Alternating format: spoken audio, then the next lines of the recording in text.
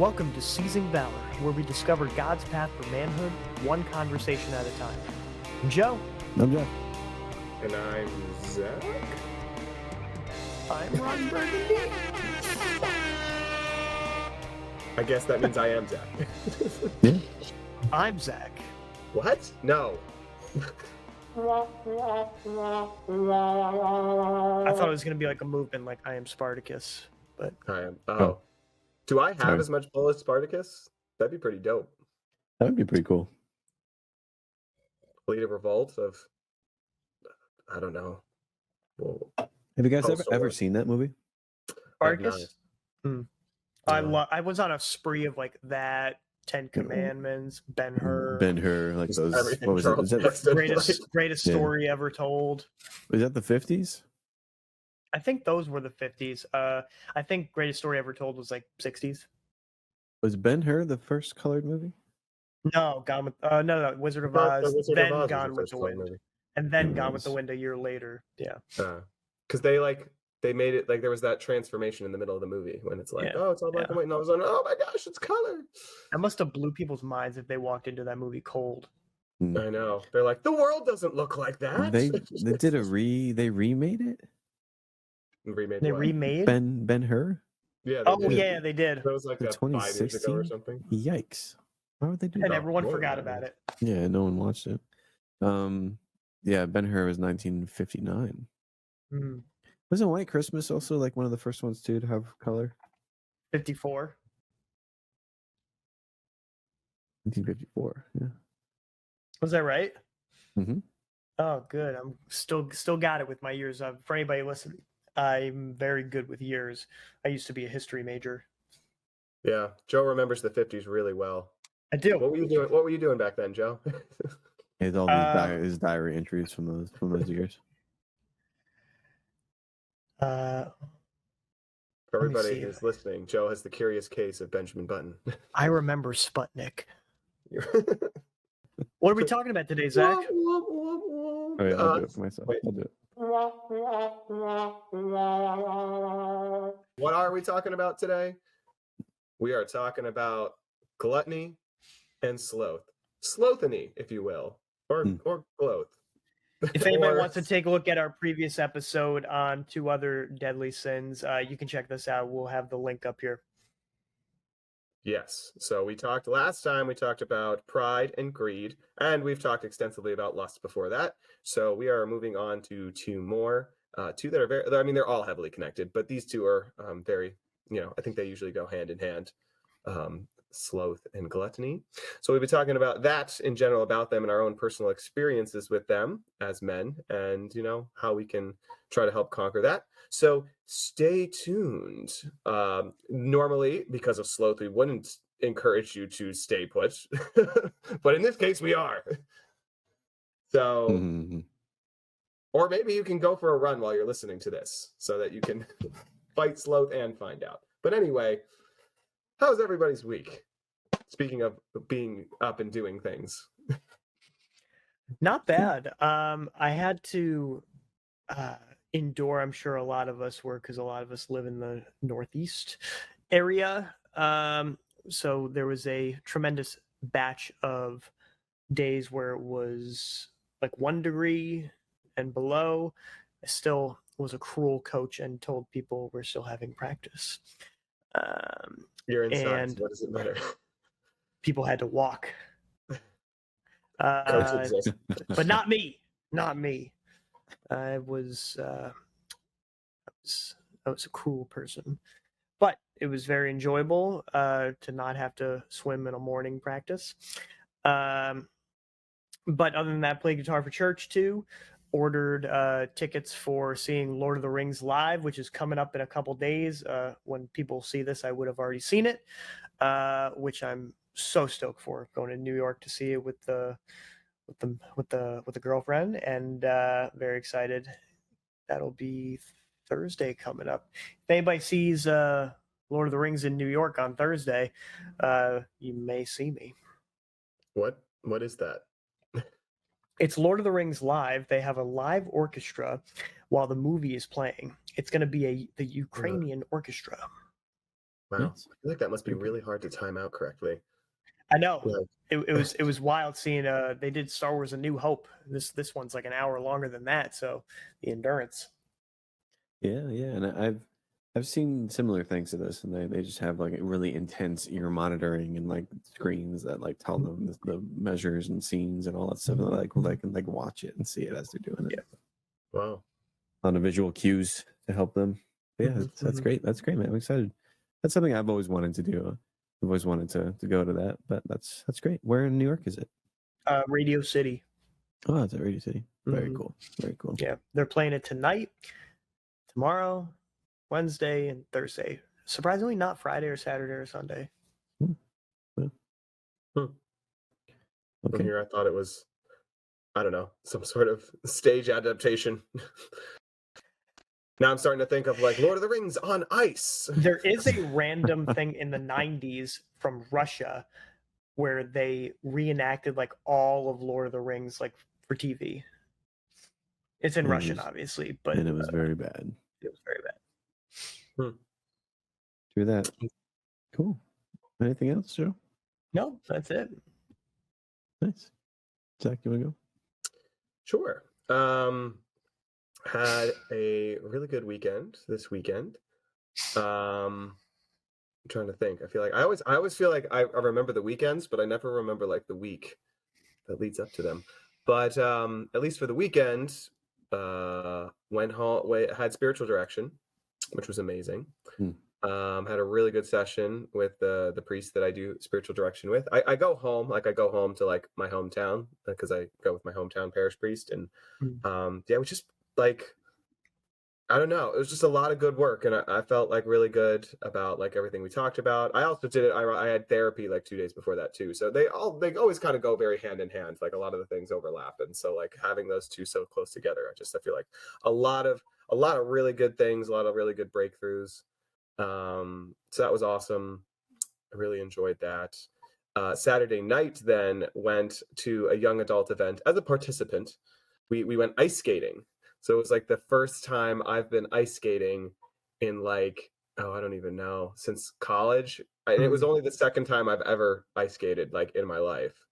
But I'm not gonna say I'm great, but I'm, for a guy who's only ever done it twice in his life, I'm pretty okay. Like I'm pretty Nice. good. I'm like, I don't know, people are like, have you done this before, or like done it like a lot? And I'm like, no. But we had like a roller rink, like we had roller rinks like in my hometown, like that was a big thing. So like rollerblading, it's not that different once you get used to the whole slippage of like the way it feels is different, but once you get used to that, it's not really that different.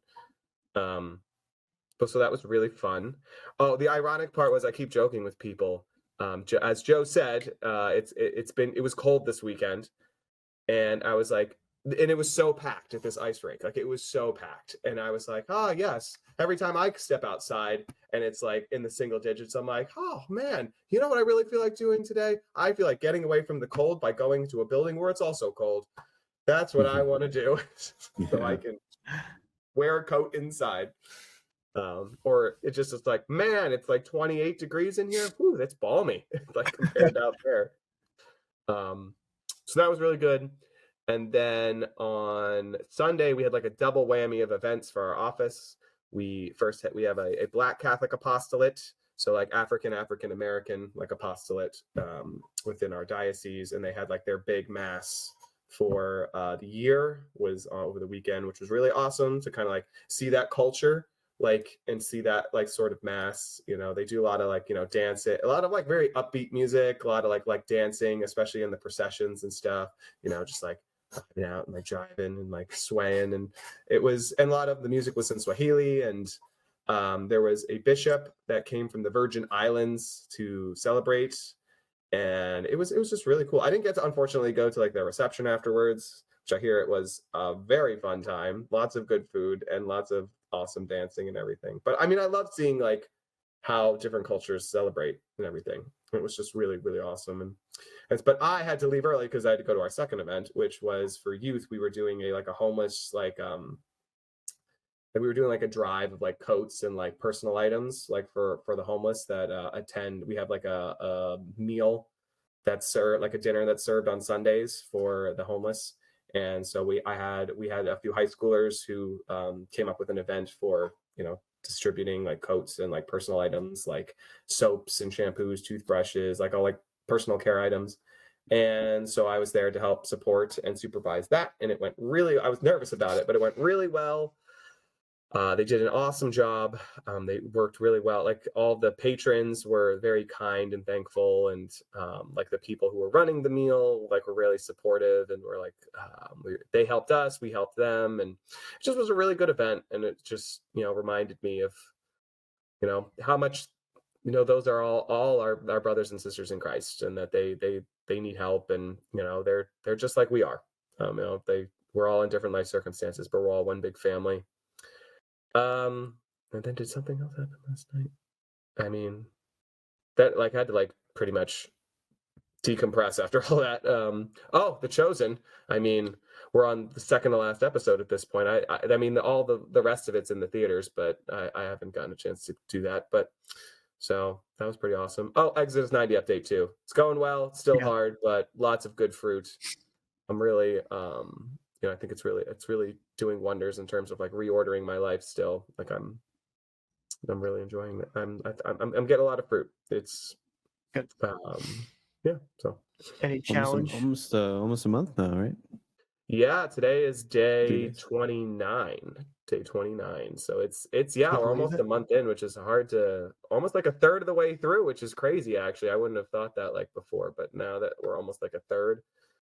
It's I like too that like there is feast days like pretty regularly spaced out, though today was like a reminder. It's like, yeah, Valentine's Day is a feast day, so make sure you take your girl out and like you can relax things. And I'm like, that's great. I don't have one of those.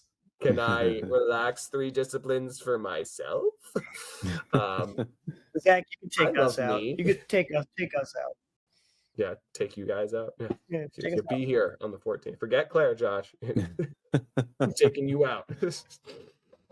Sorry, gents. Go for it. It's your time. It's your time, Josh. Woo-hoo. All right. Cool beans. So that sounds good, guys. How about you? Y'all had a good week. Yeah. Great. So yes, my week was good. Your time now. Your floor. Yeah. It's very good. So it was a nice week. Like you all said, it was very cold. So I did the whole homeowner thing, like being worried about my pipes freezing. So I had to deal with all that stuff, which was fine. And then so I got a job. Excellent. Finally. Yeah. I know I mentioned that these guys reminded me that last time I mentioned some things in the works. I didn't really want to talk about it because I've gotten this far before, but this happened. So I got an offer and I'm going to take it. And so I'm going to be a city carrier for the United States Postal Service. Woo! I'm so excited. Yeah. So I'll be a mailman, and pretty locally, not crazy locally, but won't be too far away from the house, which is good. And we're looking forward to it. Yeah, so in about a month, I'll be starting. Well, it could be 2 weeks, 2 to 4 weeks. I'll be starting orientation, which is exciting. So many times I can say exciting. And so today I went in and did like a fingerprint scan. So I had to fill out some paperwork and hand things in and get my fingerprints scanned in case I get in trouble and they have to, But clearance. Yeah. So that's really exciting. So thank you everybody for praying and for all that. This like darkened night of the soul is ending. This year and a half that we've kind of had of difficulty is starting to be much better, and all glory to God. But so it was really good. And today, so Claire had this weekend off. Well, let's see. Okay, so back up a little bit. So on Thursday, our friend Father Sean McGaldy, which I think you guys know, you've met him before. He's a great priest, really funny. He's an incredible personality. He loves movies, and so we see movies a lot. And so he came over to our house and we watched this movie called Sicario. Oh, I heard that was good. And I've heard of it. My goodness, this movie is incredible. Like it's probably one of the best movies I have ever seen. Like it's like up there. So I really recommend people to watch it. It's not for like it's an action thriller, so it's not like, you know, it's intense, like camping. And so there's a lot of slide that in there, but it's incredible. It's incredible movies. Benicio del Toro, it's Josh Brolin, who I love. I love Josh Brolin. And then Emily Blunt, yeah. And oh my goodness, it's incredible. It's about like the Mexican cartels and dealing with that and all this stuff. There's tons of twists and the way it's filmed and everything. It's incredible. So I really recommend checking that out. Okay, and then so yeah, we hung out with him on Thursday and did that, and then on Saturday we spent some time with him at the parish that he is at. So Crest Keen Comac. Was that the one that we moved him to, Josh? Yes. Yep. Yeah. Yep. And he's been there for about 3 years now, right? Yeah. Yep. And so he's actually he's a campus chaplain, and so he at Stony Brook University, and they have focused missionaries there. Ooh. And so he wanted Claire and I to meet them. And so we all got together and we had pizza and we hung out and had bourbon and all this stuff. And it was a great time. It's very fun, very fun. And yeah. And then this just today, tomorrow, and yesterday, Claire has had off. So it was really nice today to spend a lot of time with the kids and to do the whole family thing. So today we were running outside and playing, and all of us were, and we taught the kids red light, green light. and they were loving it, like, and they were so good at it. I was surprised that they got it. They like, this was the first time we've ever done like an organized game with them. Yeah, and they were like eating it up. It was so much fun. And they just, even like twins were like trying to do it too. They just be like red light, freeze. Like tell people to stop. Eventually, you'll be able to graduate to, what time is it, Mr. Fox? Like, let him keep going and dinner time. Oh, classic. Yeah, exactly. But yeah, so it was very it's been good. It's been good. Things are looking pretty good now, and I'm very happy and kind of filled to the brim with joy. So good. Well, I'm glad you're teaching your children traffic laws early on. I know, yeah. It's important. I know, exactly. Oh, and I've been teaching them how to vacuum too. So because I'm big, and Claire and I both are like, these kids are doing chores. Like, we're not going to be doing everything for them. And so they wanted to do it. I was like, just vacuuming a little bit ago, and all the kids were in there, and they love like running away from the vacuum as I'm pretending to like get their feet and stuff. And they all wanted to try it, so I let them do it. And I was like, hey, you guys are doing a good job here. Pretty good. So I'll be taking advantage of that. But yeah, so it's good. Yeah, let's capitalize on this. Yeah, exactly. Take advantage of the joy early, so that they don't realize it's labor. Hey, you see how fun this is? I've been having a blast with this. I want you to join in. Come on. Exactly. I have to say, vacuuming is a joy. Like, I enjoy vacuuming because I think it's like, because you can see your work. It's so things get clean. Yeah. The carpet gets immaculate. So I enjoy the vacuuming. It's the dishes that I think the majority of people hate doing. So Claire and I both hate it, so it's bad. I don't like that or folding laundry. Folding laundry sucks. Folding laundry has been more of a pain now. So that's the joy of having a wife, is like it's like there's some things that we just don't do. So like, Claire doesn't do anything with the garbage, so I do everything with the garbage. And so like, I'm sorry, I'm not gonna do the laundry. Like, and so we have that precedence. Like, if she asks me to, I'll throw a load in or whatever. Like, I can do it. I can do it. I know how to do it. But like, that's just the one thing I'm like, I'm not doing this.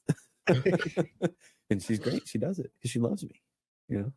Until she needs something, then she's gonna let you go naked for like. I mean, it's happened a few times, but. Rewear the George Lopez trick of your underwear going inside out, and then you can do what my uncle did with his jeans. It's called Flip Day. Did I ever tell you about Flip Day? You flip it, probably. Flip it inside out, yeah. Well, that's what he's talking about. Have you ever seen the George Lopez show or like his stand-up comedy, Joe? Never. Yeah, there's like you wear your underwear, so you have like the right side and like the correct way, and then you flip it around, and then you turn it inside out, and then you flip it around again. So that's like 4 different ways you can wear your underwear. Yeah, so it should last you 4 days. Yeah. and sometimes you get a backfly, so that things it's cold and you don't want to. Don't want to pull it down all the until way, you shart your pants. Oh my gosh, Well, you can't do both at the same time. You can only do one and then the other. that's one for the transcript. Love it, boys. All right, let's slide on into this discussion now. Slide on in. So speaking of Speaking of sitting sharks, down on Speaking on the of, toilet, just sharding yourself. and Gluttony. lying in your own filth, that is a perfect definition of sloth. sloth. Yeah, man. Yeah. we yeah, everyone. I guess we could start with. Do we want to start with sloth or do we want to start with gluttony? Let's do sloth. Too Let's do slow. sloth. Are we gonna have a half an hour long discussion about if it is sloth or sloth? Yes. All right, I'm gonna end this debate right now. Yeah, I've heard it both ways. Laymen say sloth, and then I've heard like priests and stuff say sloth. So I don't know who to believe. I don't know who the expert is. Use them interchangeably. Yeah. But what does sloth mean, fellas? I mean, I see it. I mean, I've always framed these in like what are you idolizing? So like all of these are like you turn something into an idol. So I would say you turn rest or comfort into an idol, and that's what sloth I think essentially comes down to. Yeah. Yeah. So feeling comfortable or being at rest, like both good things. Just like sex is a good thing, as we talked about, just like money's a good thing, but like you turn it into an idol, it becomes a bad thing. I've also heard it described as just not achieving what the Lord longs for you. Oh, I like that too. So that's another layer of it too that I think we could rejecting the discuss. call. It's like, yeah, it's not just rest, but also like I'm not responding. Not trying. Yeah. Yeah, it's almost like living the spiritual life. Like they see it as, an albatross, like a burden. Yeah, but Yeah. I've never heard that term before, but okay. The albatross, it's Well, like the short story, The Albatross, I guess. Okay. So yeah, like I love that. Like the not trying your fullest. I think I talked about that when we were talking about our dads, like this idea of like God isn't disappointed in you when you don't achieve. He is disappointed when you don't try. Like, and that's I think what sloth comes down to is that you don't give an effort. Like you don't try. Did Microsoft Sam computer default voice tell us what this is? sloth. Sloth it is. You heard it here, people. The computer intelligence that rules our existence says sloth. Yep. Yeah. So I mean, yeah, so it's like this idea of just trying or appreciating comfort. I mean, do we want to just dive right in and go like how each of us has experienced this problem in our lives and just go from there? Yeah, because I think it's a pretty clear definition. Like we kind of understand what this is, Yeah. So who wants to go first? Sure. I guess, because go for it. So just anybody but me. Yeah, I mean, I just have been unemployed for 1.5 years, so I think it's pretty clear that I've had to endure the temptation of sloth, as it were. And because I'm someone who's a little bit more, I like to rest, and I think I'm the type who like I really try to make rest a priority within my life because it's something my parents did. So they were really big on like, listen, you need at least one day a week where you don't do anything. Like you shouldn't be working. Like you need to have rest. And then like when you're at home, like after a day of work or whatever, like you got to recuperate. Like you just got to do nothing. Don't spread yourself thin, all that stuff. So I'm really big on that. And so I've always really appreciated rest. But then when I find periods of time where I don't have goals or like have like a something that I'm really working on or like projects or whatever it is, I struggle with that department because my default tends to be to rest unless I'm busy, unless I have projects, unless I have like something I'm working on, school that I'm going to, jobs that I'm doing, housework, kids stuff, whatever it is. And so that's something that I've had to do a lot with this past 1.5 years is when I didn't have things to do, I would end up on the couch or I would end up, distracting myself, playing video games, watching a movie, doing whatever. And instead of listening to the Lord, what he was calling me to do, in responding to him and to his graces and his longing for me, I would kind of just do mindless stuff. And not to say that that's all bad, because it's not, because I think it's okay in some circumstances and within balance. But then it became almost a little bit too much. So I'd shut my brain off. I wouldn't really hear anything, and I would just play video games, or I would just watch YouTube videos, or I would read stupid news articles, or whatever it is, as a result of that, which would then kind of shake my peace a little bit, or it would just kind of cause me to escape and to kind of withdraw within myself, not really pay attention to my wife, not really pay attention to the kids, and then kind of fall into this place where I'm not really serving. I'm not really serving my vocation. I'm not really achieving the will, because I'm retreating within myself as a result of this rest that kind of occurs. And so instead of pushing outward and saying, how can I serve you? How can I love you? How can I lay myself down for you, God, but also my family and within my vocation, it becomes like, I'm going to just lay here and I'm going to shut my brain off. And like I said, like, I think sometimes it's okay to do that, you know, because we live in the world and, you know, we're people of the world. But I think that I didn't really word that well. I didn't mean that we're people of the world, because obviously we should be achieving heaven and our eyes should be fixed that way. But you get what I'm saying. But yeah, so that's pretty much it. So that's been my experience, is trying to reorient myself to try to listen and to focus when I have not much going on, because I can see it clearer when I'm busy, when I'm active, when I'm on my feet, when I'm working, when I'm doing stuff. It's like, this is for you, Lord, this is for my family. When I'm not doing that, it's harder to see that. And so I kind of resort to the not moving. So yeah, that's kind of my experience. Joe, did you want to go, since you were also volunteering? Yeah, I'm happily. So sloth is one of those 7 deadly sins that didn't really affect me the most compared to others. Family always brought me up as having like an active lifestyle, you know, basically in the womb. I think that was one of the things that I really have to thank them for. However, as time went on and I was more independent, I still carried over a lot of those habits. I think just in recent memory, probably from 2020 onward, I made a habit of, you know,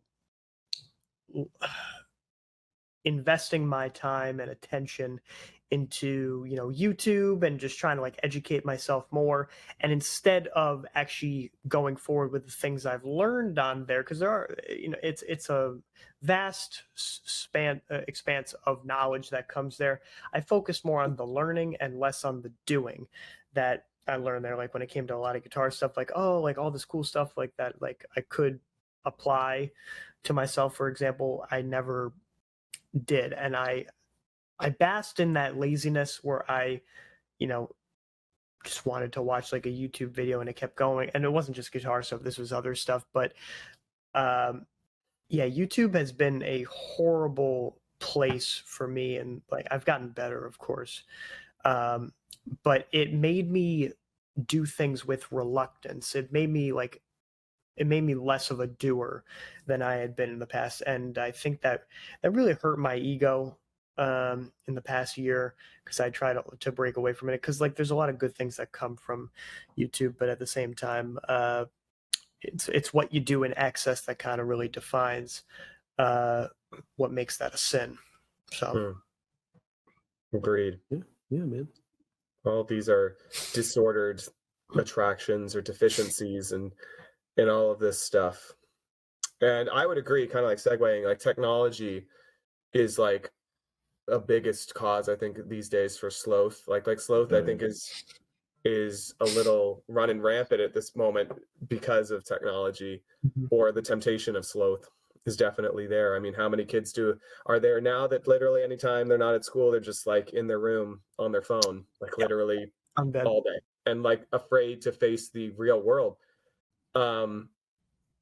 Like, and I would say that's like definitely the phone and stuff too has been my problem with sloth. And I would say it hit me most like in work. Like in work is like when it would hit me, like when I was at my job, and you know, this idea of not really giving my best. So number one, I feel like I was only giving minimal effort in the past, like minimal effort, like only doing what I needed to do to get the job done, and then not really investing myself as much as I should have, as like Josh was saying. It's not like full, like at the beginning, not fully investing and not fully chasing after what God wants me to pursue. I was just kind of giving this the good enough effort.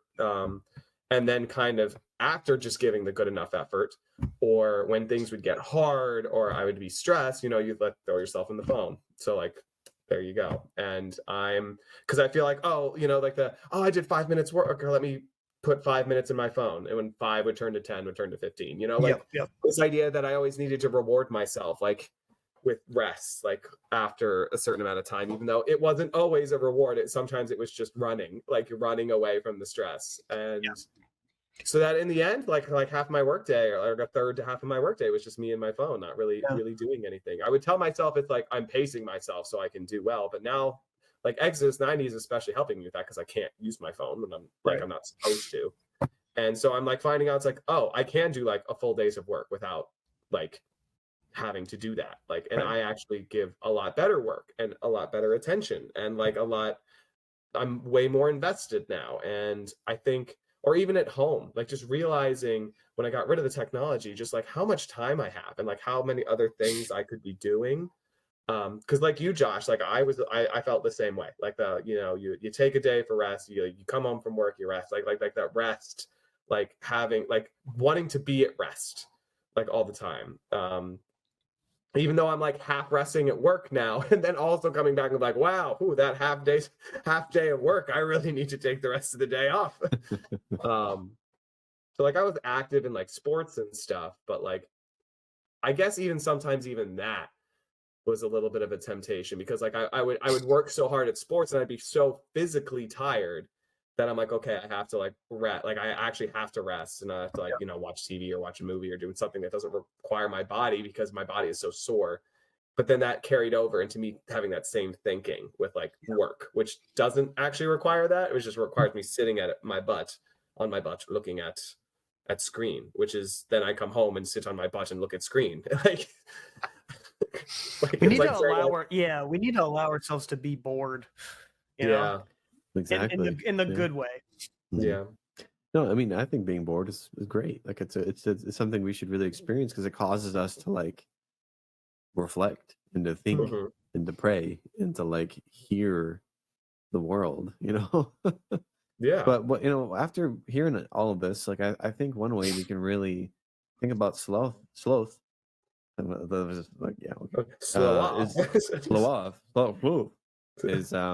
It's like it's just distraction in a way. Like that's kind of how it rears itself in our current day, is like it's distraction, because even I think about people who are super busy, right? Who are super busy, like even those type of people, like they tend to fill their lives with things that may or may not mean much, or may not really be what the Lord is calling them to do, or whatever it is. And I feel like even that is like, it's almost like it's like running away. It's like escaping from the reality of like, it's a way of self-sabotage. Yeah. And so not achieving or not hearing God's voice in the midst of it, So I think distraction is a serious, really big problem for our culture and the lives that we're all living in, I think. Yeah, I agree. I mean, every single one of these sins has both a deficiency and an excess side. Like, it's just a disordered relationship in general. So like your disordered relationship with rest, whether it's like you want too much or you don't give yourself any, like they're both wrong. And I think just this idea of everyone too, like this want of comfort, not even just rest, this want of comfort and lack of wanting to be uncomfortable, which I know, like right here, like I was having huge problems with that until just like recently, of thinking I needed to be comfortable to do anything, or I needed to be at my peak, or that feeling good to do things, or do things that were worthwhile, and like trying to get myself to be like, no, like doing is not contingent on being comfortable, or like accomplishing is not contingent on being comfortable. And actually it's actually kind of very separate. So it's good. Love it. How about that?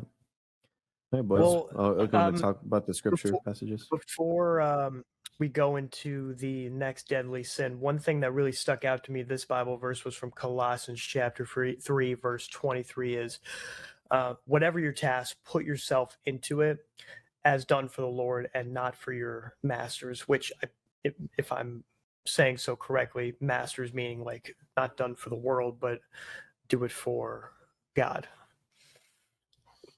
Well, I think the context was slavery at the time, but it Fair wasn't enough. slavery like how we know it up today. It was like a kind of an indentured servitude of that time period. It wasn't like what we our minds think of it as. But Yeah. but yeah. If anything, just think of the parable of the talents, everybody. You know, Yeah. are you going to go out and use your talents to make more, or are you going to bury it and do nothing? Hmm. So you Zing. got to go out. You got to go out there and do something. Yeah, exactly. So fight that sloth.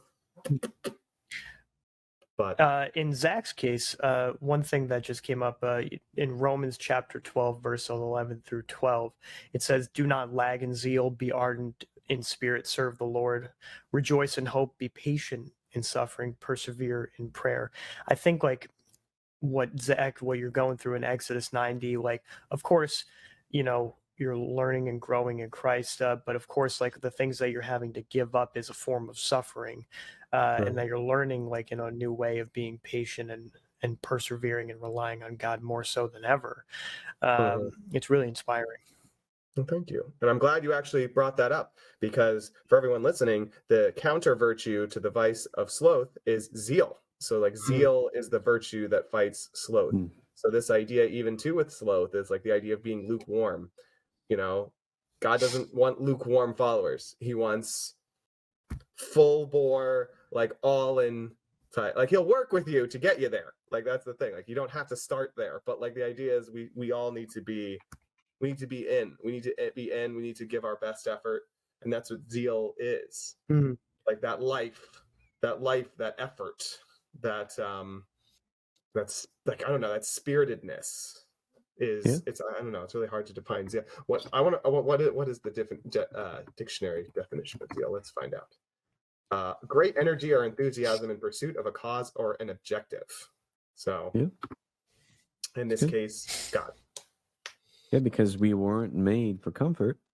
We were made for greatness. Oh yeah. Very good. Was that Pope Francis or Benedict? Benedict. Benedict. Rest in peace, Pope Benedict. Yeah. R.I.P. Great. Very good.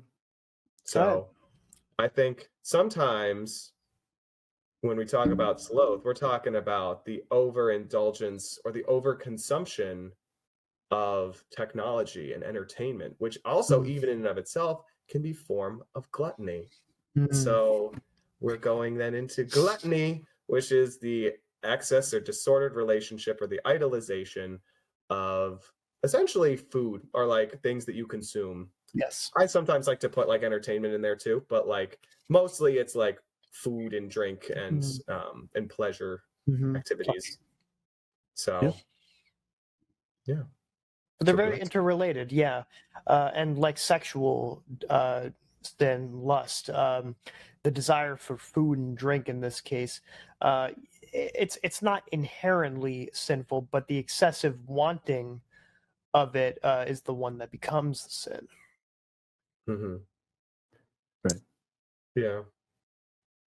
Yeah, because again, it's just that disordered desire for something. Like you're taking something that should be used in proper order in a certain facet, in a certain way, and you're not making it into an idol. Yeah. Exactly. Yeah, turning it into an idol and using it for not its purpose. Yeah. I was you're giving it more than what it actually is. So you're like, trying to suck God out of things that weren't made for that, Yeah. And kind of you pointed out like the idea of the purpose.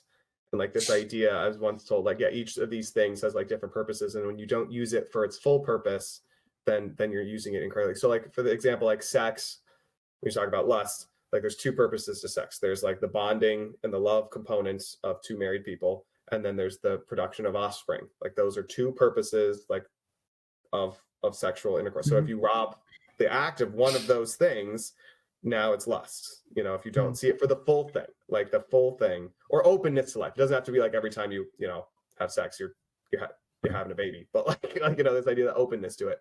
And then so in the case of food, like the food is partly made for pleasure. So like the pleasure of the taste, like that's part of it, or like enjoyment.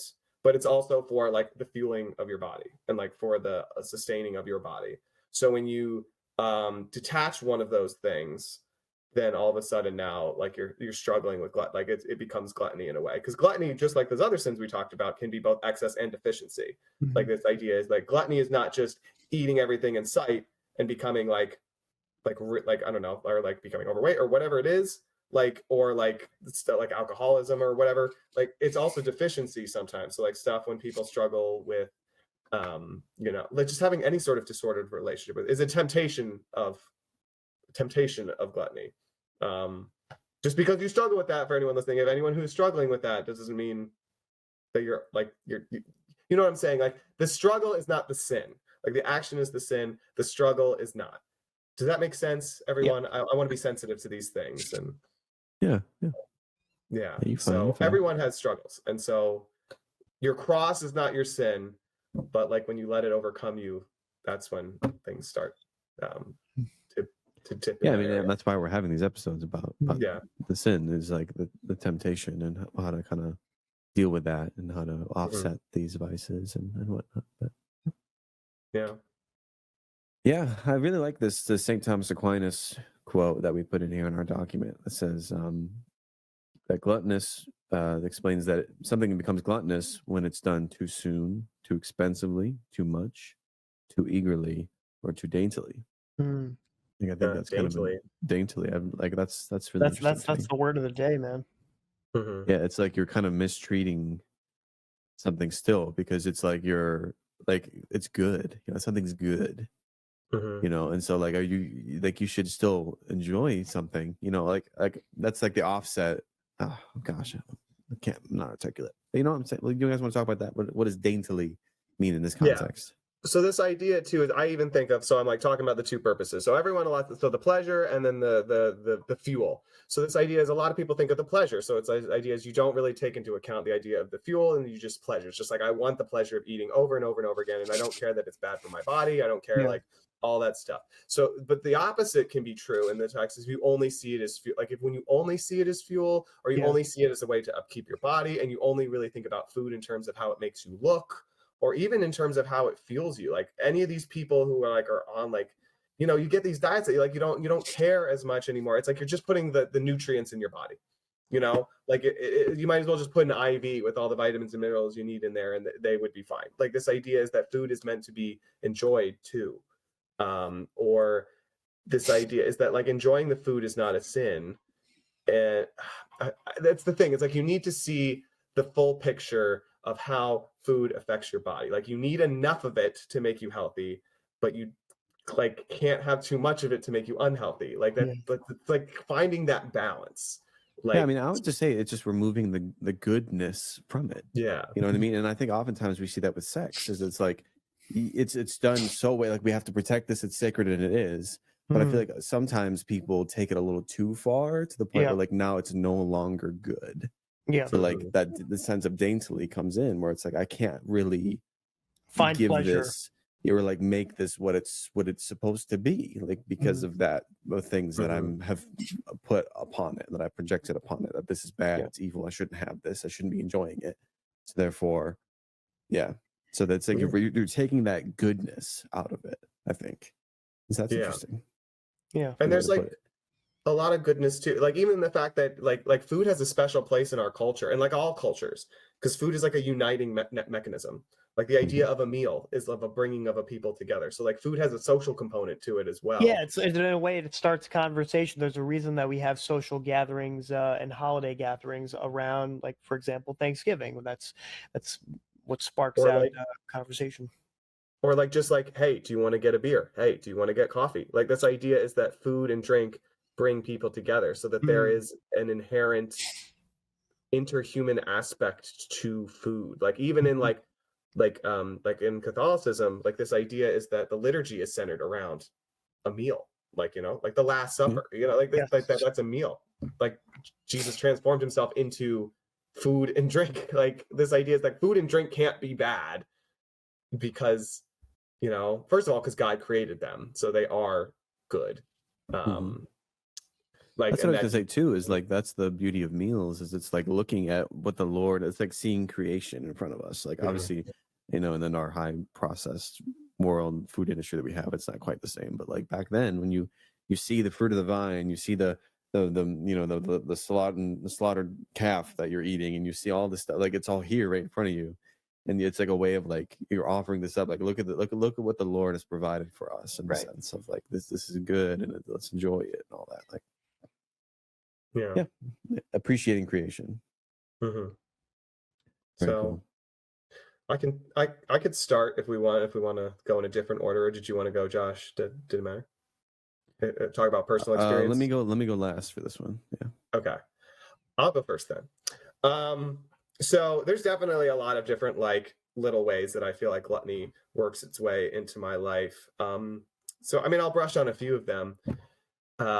So I will say though that like Exodus 90 is definitely framing this one a lot more than the rest of them, like this sin of gluttony, and like where, and not even just saying like, so okay, so they make us do, you can't eat between meals, so you can't snack.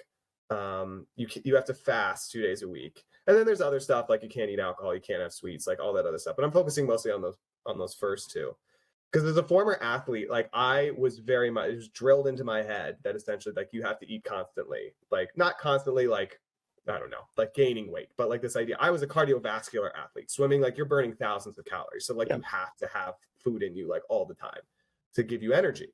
So, and that had a purpose. So that was good. Like, you know, you have to eat before practice, you have to eat after practice. Like, you know, just, it keeps you going because I'm practicing like 20 plus hours a week. But then that kind of bled over into my life later. Like, you know, I developed those habits, and I know a lot of athletes struggle with this in different ways, but like bleeding it over then into your regular life afterwards. This idea of needing to not be hungry. Like, you know, anytime, I know my thing was always, and my brother would always complain about this. Like anytime I was going to go anywhere for an extended period of time, I was like, I got to eat, I got to drink, and I have to use the bathroom because I can't be uncomfortable and I can't be distracted by hunger or thirst or needing to use the bathroom anywhere I go. So this idea is like I was incapable of like I couldn't be hungry. Like this idea is like I had this like need to always be full, or like need to like that I needed this energy that in reality I'm starting to realize that I didn't need. Or so when I started doing Exodus 90, I was like, oh my gosh, I can't snack between meals. Am I going to make this? Like, and then they also want you to exercise. Am I even going to be able to do that? But in my brain, I'm still thinking of 2 to 3 hours a day of exercise as an athlete, not 30 minutes of exercise, because now I am a regular everyday person. And I'm sitting here only eating 3 meals a day, and I am more than fine. Like I am performing just as well as I did then, and I'm feeling a lot healthier. I'm like have to trust that God is providing for me in those 3 meals. And that even in this relationship with the meals themselves, I wasn't like valuing each meal as much when I was snacking so much in between. I'd be like, oh, breakfast can be just like, or lunch can just be this quick thing, and then I'll eat more later because I'll have a snack. So it's made me really value the meals more. It's like prepping them, like making them full, like getting all my nutrients in this meal, and like having that be more ordered, so that I'm not like, I'm realizing that I didn't need, not that I won't go back to snacking on occasion for certain things, like when I'm done with Exodus 90, but this idea is that I thought I needed that, and I don't. Like it is a luxury, it's an addition. Like this idea is like I don't need to do that. Like I can survive and survive well on just 3 meals a day. Like, and that because I had heard some people say that like excess in snacking was like is starting to border on gluttony. I'm like, that's ridiculous. And now I'm seeing, not that that's like a serious sin, but like that I see where they're coming from in terms of like I need to be thankful for like the snacking, because like it isn't necessary really. And so then on top of that, also during the meals, this is one thing I'm realizing that I was doing is I would like, you know, be on my phone or watching television. Like I would be doing something while I was eating, like all the time, like some sort of noise, some sort of distraction. And I wasn't appreciating the meal. Like I was only really like half tasting the meal or half savoring the meal because I was distracted. And without that, with Exodus 90, I think I'm more valuing the meal itself. Now I'm putting more work into the meal, and B, like taking the time to savor the meal and like put my full presence into eating it. like I'm valuing it way more and like appreciating it way more. So I don't know. It's just those things. And then minorly, like I have a sweet tooth. Like I do. Like, and there was a point probably in the past, like since COVID started, that I was probably eating more dessert than I needed to for my body. And I think it like did start to cause some like internal like health things that are starting to subside now that I'm like trying to handle that. But yeah, just too much sugar. And that's I think another problem for, you know, our general society is there's sugar in so much stuff. And but it's also knowing like what types of sugar to eat. So like, this idea is like things that come with fiber and sugar, that's good because it digests itself. But things that are just pure processed sugar, it's like there's nothing to help get that through. So that idea is that that's not bad. It's a luxury, but it shouldn't be like a necessity. Yeah. So anyway, that was a lot of scattered thoughts about my different things with gluttony, and my different brushes with it. But yeah, so just I feel like I'm because of Exodus 90 now, I'm valuing food and drink, and then also seeing like what is necessary and then what is extra, and then being able to be thankful for that extra rather than like needing it. Yeah. Nice. Yeah. So I could go next. Like the previous sin, gluttony hasn't really affected me like in the stereotypical way. Like Zach, I was a swimmer as well, and you know that constant eating and trying to make sure fast metabolism, which technically I do still have right now in my late 20s. I can probably say that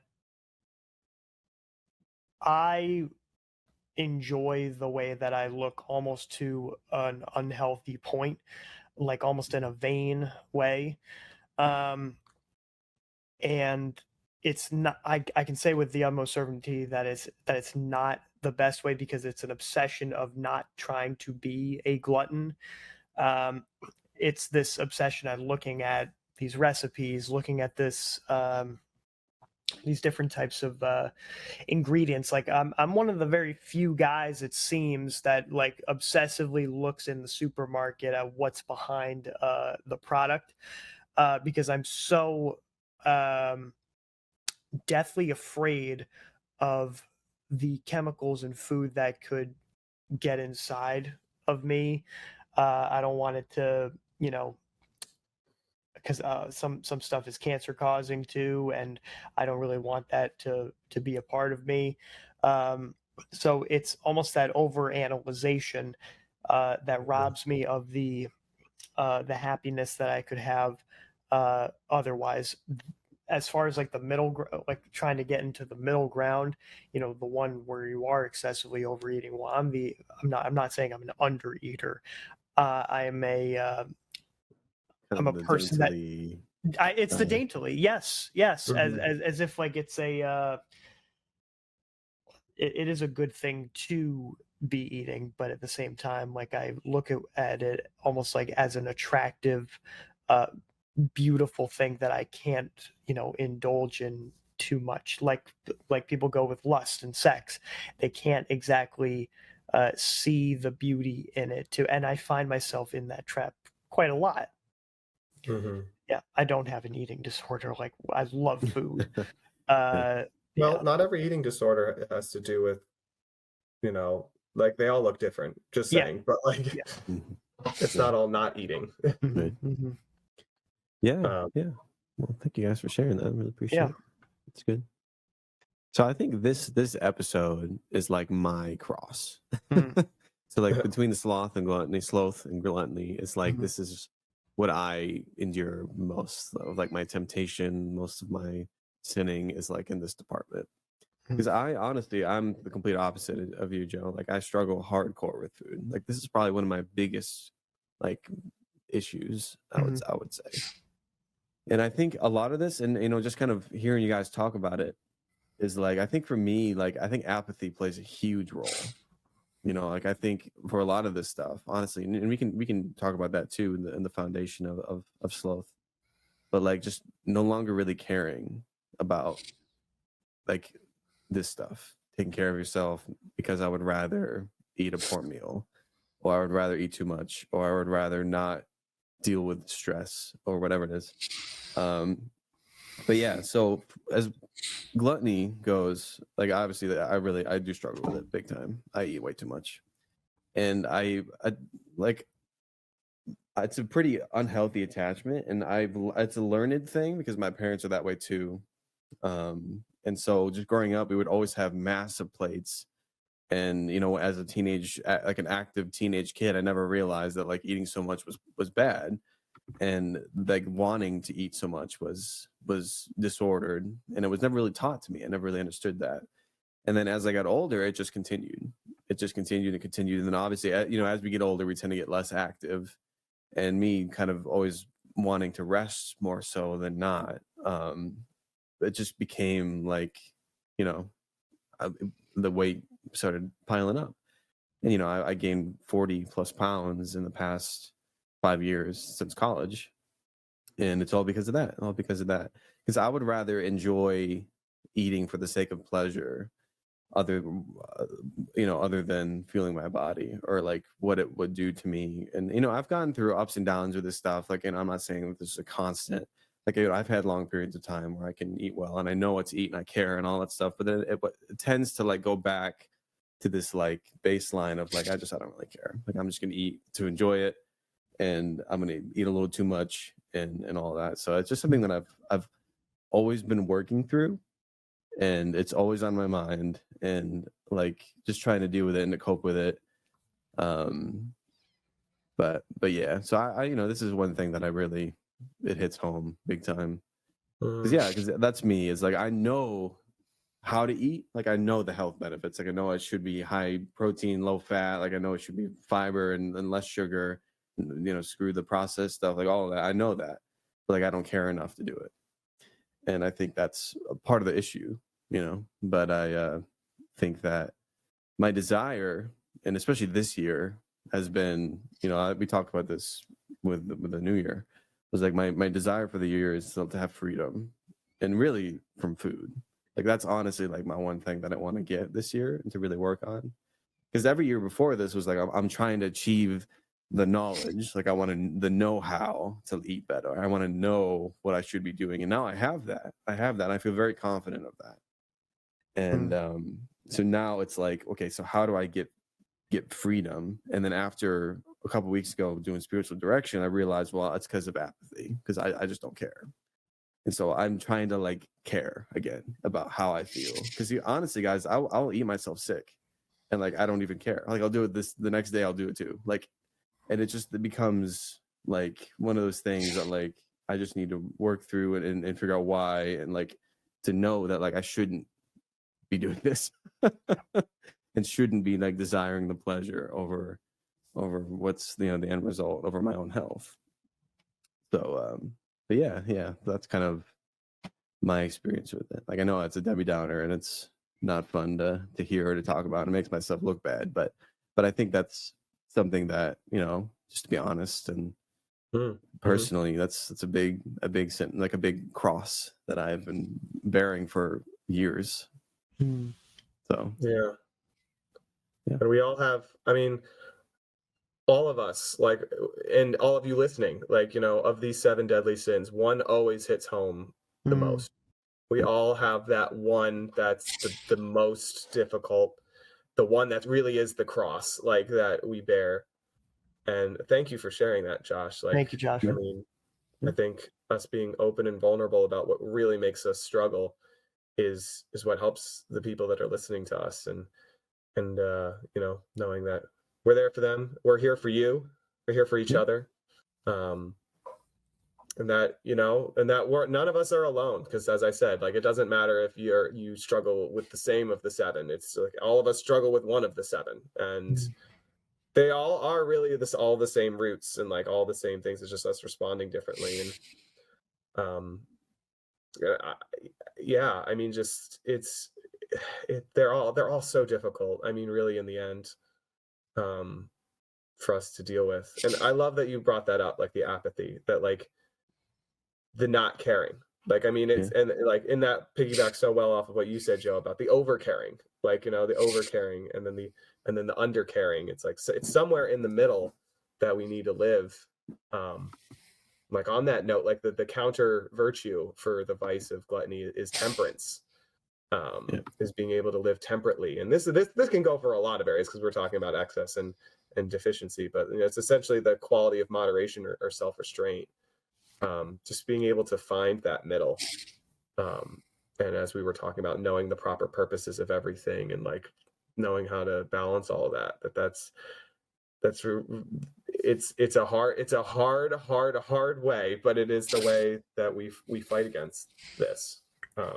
Yeah, and I think too that like because of the time that we live in, like what we're talking about, like so much of this is like the world that we live in is just seeking comfort and ease and convenience. Yeah. And 9 times out of 10, all of that equates to unhealthy decisions, whether it is food or anything in the world, And because of that, I feel like we really have to lean into the virtues more.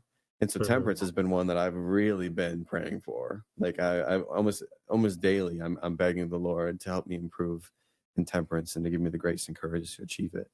But yeah, like I feel like just the time that we live in, and not as to say that it's an excuse. I just mean that it's hard because of this, because we're so ingrained this like sense of I need to do what's comfortable and convenient for me, and it's almost like I said, almost always it's the unhealthy route, as opposed to going the extra mile to achieve something that's a little bit healthier and a little bit better for you in the end. But yeah. So if you guys and if people at home can pray for me that I can achieve this. I know looking at me, you would never tell because I'm not like massively obese or like overweight or whatever.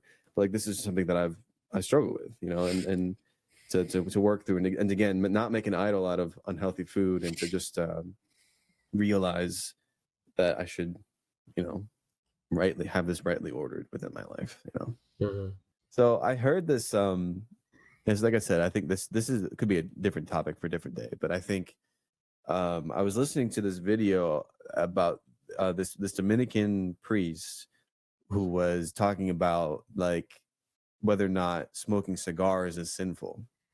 And I thought that was interesting because I enjoy a good cigar every now and again. And he was talking about something, and this is something really struck me was like, listen, like the point of our life is not to epitomize health. Like that's not the supreme goal of our life is to epitomize health. And I remember, and I thought that, and I was like, wow, like that's so true. Yeah. Like there's a lot of truth in that statement because I think oftentimes that health within itself is an idol for a lot of people. Yeah.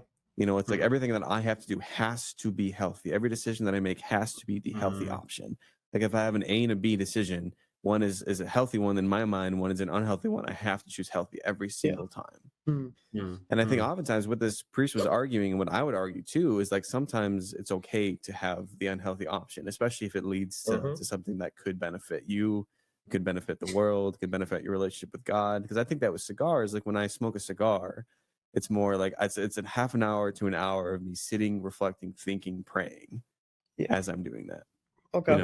And it's like, so instead of thinking about the health, whatever, it's like, well, no, I'm strengthening my relationship because I'm utilizing this time. Now, obviously, I don't need a cigar to do those things, but it tends to help in those moments. But so that's something I think we could talk about for a different day. Is like making an idol out of health, or what I like to call it, chasing immortality, which is that's good, impossible. That's a good way to put it too. Yeah, and I agree. Yeah, I think that's a good topic to talk about another time. But I agree, this idea is that can be flipped the other way. 100%. Flipped the other way. So yeah. All right. So just know, all of you listen out there, you struggle with sloth, struggle with gluttony. I kind of gave a little bit of a thing while Josh was gone, but just know we're praying for you. Just keep up the good fight. Embrace that zeal, embrace that temperance. Ask God for those virtues because that's how you're best going to get them. And yeah, we're praying for you. So, all right. Who wants to pray us out today? I can close out. I can pray us out. Yeah, you want? Okay. Joe, you know what? Josh, you close this out. No, oh, Joe, do you want to do the tag? You want me to do the tag? I could do the tag. All right, go for it. I was going to say I'd give you the night off, but I mean, if you really want to do it. All right, game face. So what we would like you all to do right now is please subscribe to Seizing Valor on YouTube.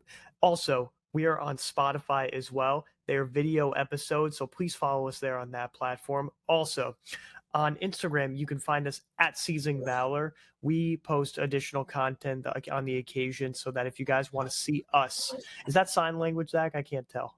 No, it's just my own pantomiming. It's just extra content that you guys can see before episodes air, and then also just as episode shorts. And if you want to, please, if you feel compelled to, please comment on any of our posts on Instagram or on YouTube because of the fact that it does boost us in the algorithm.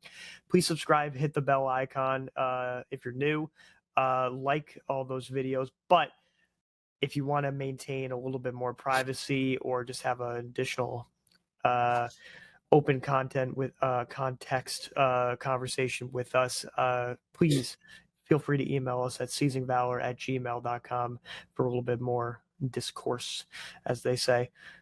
Pray us out. Okay. In the name of the Father, Son, Holy Spirit, amen.